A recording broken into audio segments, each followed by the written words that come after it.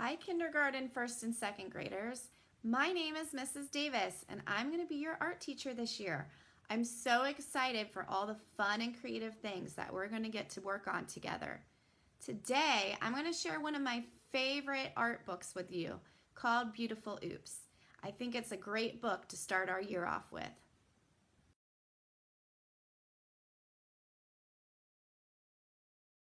Okay, here we are. Beautiful Oops. Oops, a torn piece of paper. Oh, that paper is ripped. Is just the beginning. Look, that artist turned the tear into an alligator mouth. That's so cool.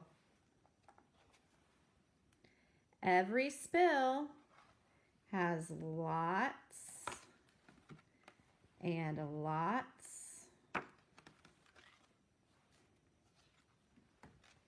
of possibilities. Now, that artist thought that spill looked like an elephant. And this artist thought it looked like some birds and worms. And this artist thought it looked like a bunch of dogs laying around together. Bent paper. Oh, that is really bent. Is something to celebrate. Oh, this friend turned the bent paper into a penguin head. A little drip of paint. Lets your imagination run wild. Oh, the paint turned into a pig and some wheels on a car for the pig's friend. A scrap of paper. That looks like an old newspaper. Can be fun to play with. Oh, so this artist thought the edge of that newspaper looked like a dog and painted right onto it. A smudge and a smear can make magic appear. Oh, this person turned the smudge into a rabbit and the smear into a fish. A stain. Oh, looks like they're drinking some hot chocolate here. Let's see if I can get that open. Oh, it's stained. Has potential if you play with its shape. Oh, so this friend turned that smear of hot cocoa into a funny frog. Holes in your paper.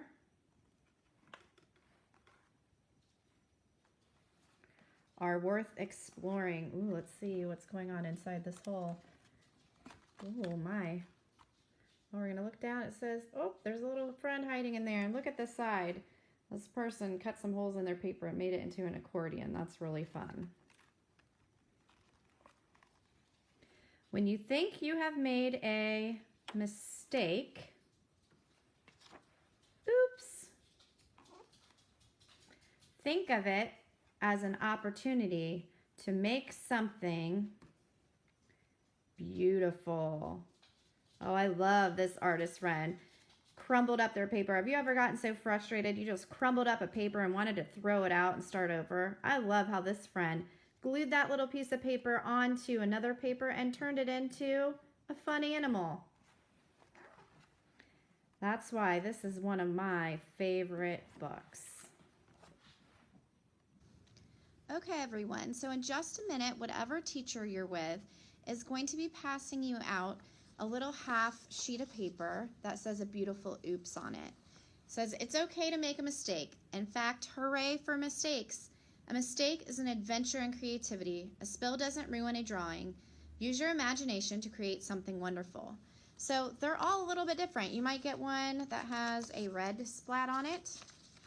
Yours might have a blue splat, or an orange splat, or even this greenish blue splat. So it's okay if you don't get the one you want. Whatever one you get, that's the one you're going to work on today. If you are working from home, or if you really like this activity, I have the PDF on your Seesaw, so you can pull it up and print off more of these to do from home. Okay, so when you get your piece of paper in a minute, the first thing you're going to do is write your name somewhere on the top of your paper, because artists always sign their name on their work. And then you're going to start looking at your paint spot, and you might turn your paper a couple of different ways, maybe even upside down or sideways, to look at that paint spot until it kind of makes you think of something. And once it reminds you of something, you can use your pencil and you can start adding to your picture. Maybe you trace around parts of your paint splat. Maybe you're going to add some details. Let's see if you can figure out what this paint splat is starting to remind me of. Starting to add a little beak, an eye. I'm adding a body. So you may have guessed already that this paint splat reminded me of a bird, and those splatters that are really thin and going off to the side kind of remind me of a bird's wings when they're fluttering really quickly and moving around. So I'm going to add some more pencil lines next to those paint splatters to make it look even more like wings for my bird. Now, once you add some more details and figure out what it looks like to you, then you can add some other things into your picture. Add some details to show where your object or thing is. So I'm going to add a worm in my bird's mouth. And I think I'm also going to add a bird's nest down at the bottom and maybe a tree for my bird's nest. Now, you may get this orange splat and look at it, and it may remind you of something totally different. Maybe it reminds you of a slice of pizza, or maybe it reminds you of something you see in the classroom where you are. Maybe it reminds you of a person or an object. Your paint splatter does not have to be an animal. That's just what I happened to see when I looked at this the first time. So even if you have the same color as somebody else in your classroom, your pictures are all going to turn out differently depending on which way you turn your paper and what you think you see when you draw today. So don't worry about what other people are turning their paint splats into. Just go ahead and draw what you see in your picture. So when you get done drawing all your details with your pencil, then you can get out some drawing tools and start adding some color to your picture. So whatever is in your pencil box that you have with you, you might decide you're going to use crayons like I'm using, or if you have markers in there and you'd like to use those, that's fine. When you are coloring, you want to practice coloring slowly and neatly, because artists really take care of their drawings and want to show everyone what a nice job they can do. So you never want to scribble or go super fast. You want to slow down and do the best coloring that you can. It's time to draw, artists. If you finish early, you can hold up your drawing and show a friend sitting nearby what you came up with.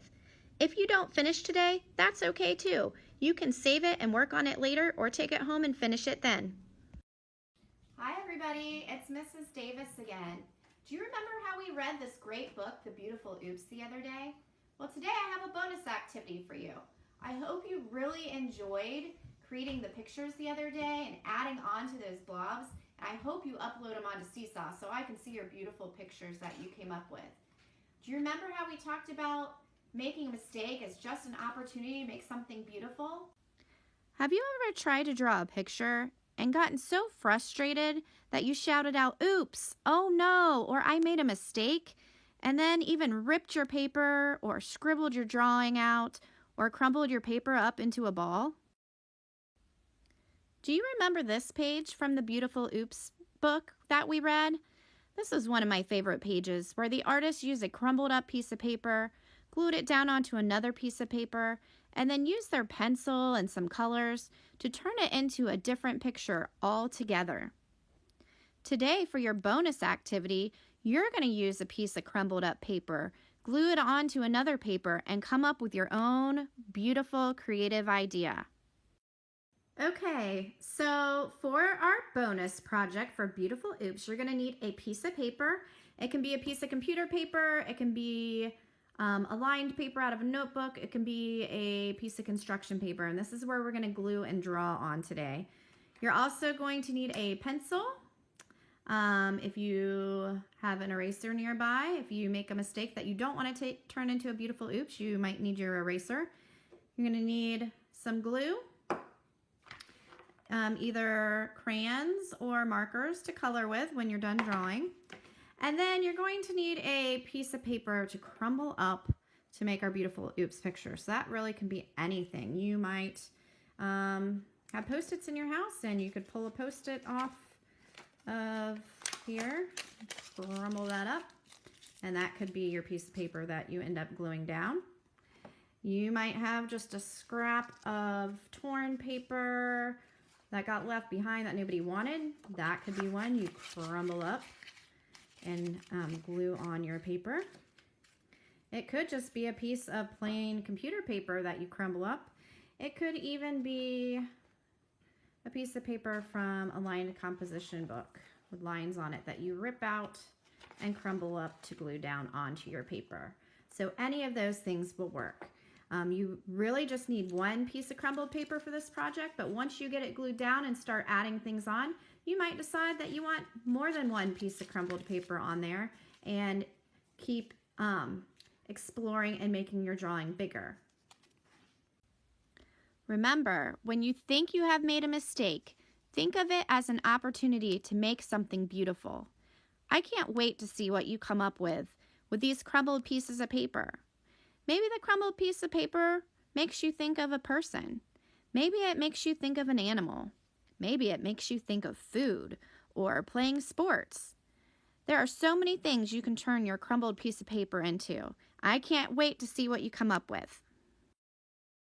The first thing you're going to want to do is put a nice big circle of your glue stick on your paper and push your piece of crumpled paper down. Then you're going to use your pencil first and start adding some details around your crumpled paper to show what you're turning it into. My favorite animal is a pig, so I decided to turn mine into a pig. Next, you want to add some details to show where your animal or your person or your object or your piece of food is. So right now I added a line to show the ground. I'm adding a fence to show the animals on a farm. And I decided I wanted to glue one other piece of crumbled paper down. That yellow piece reminded me of the sun. Then you can start using your crayons or your markers to start carefully coloring in your picture, adding in some color to show some details. So I've added pink onto my pig. Oh, and I just realized I wanted to add another line so I could show my pig playing in the mud. So first I'm going to color in my mud around my pig. And then when I'm done with that, I'm going to add some green to show the green grass around the mud. And coloring takes some time. So you want to make sure you're not scribbling on your paper. You do it nice and slow. And it's okay if you don't finish coloring during the time you have for this today. You can always come back to it later. When you get done coloring your picture, you might decide you're still not done. Maybe you decide you want to add some more. I still have this red piece of paper left. Maybe I will turn it into a farmer or a tractor or a rooster before I'm finished. When you're all done, you can always take a picture of your artwork and upload it to Seesaw so I can see what ideas you came up with. See you next time.